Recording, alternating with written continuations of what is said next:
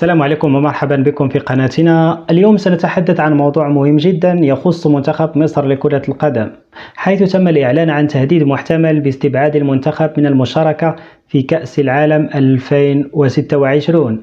تابعونا لمعرفة التفاصيل حول هذه الشائكة.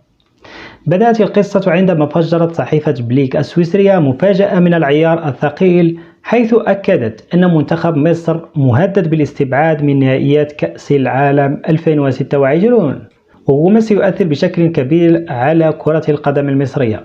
لكن ما هي الأسباب وراء هذا التهديد؟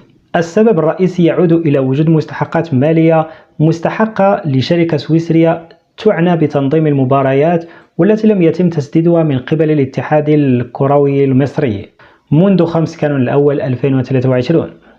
هذا التأخير في الدفع قد ينعكس بشكل سلبي على مستقبل المنتخب. وفقا للصحيفة، فإن الاتحاد الدولي لكرة القدم الفيفا قد أدان اتحاد الكرة المصري بسبب خرق بنود العقد، وقد تم فرض غرامة من لجنة الانضباط في 22 شباط 2024، وكانت هناك مهلة مدتها 30 يوما لسداد المستحقات. لكن للأسف لم يتم تسديد أي أموال حتى الآن. مع مرور الوقت فرضت غرامة أخرى في 19 آب، وحددت أيضا مهلة جديدة مدتها 30 يوما لسداد المبلغ. ورغم ذلك لم يتحرك اتحاد الكرة المصري، مما يزيد من حدة القلق بين عشاق كرة القدم المصرية. الآن يواجه المصريون غرامة باهظة قد تصل إلى مبالغ كبيرة، بالإضافة إلى عقوبات قد تؤدي إلى الاستبعاد من التأهل إلى كأس العالم 2026.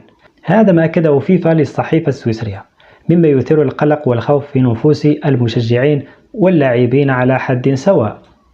وفي الختام علينا أن نتابع هذه القضية عن كثب، حيث إن مستقبل منتخب مصر في كأس العالم 2026 قد يتعرض لخطر حقيقي.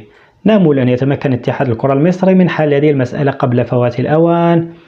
ولا تنسوا الاشتراك في قناتنا وتفعيل جرس التنبيهات ليصلكم كل جديد حول الكرة المصرية والعالمية. شاركونا آراءكم في التعليقات حول ما تعتقدون أنه يجب على اتحاد الكرة فعله لحل هذه الأزمة. شكرا لمشاهدتكم، وإلى اللقاء في فيديو جديد.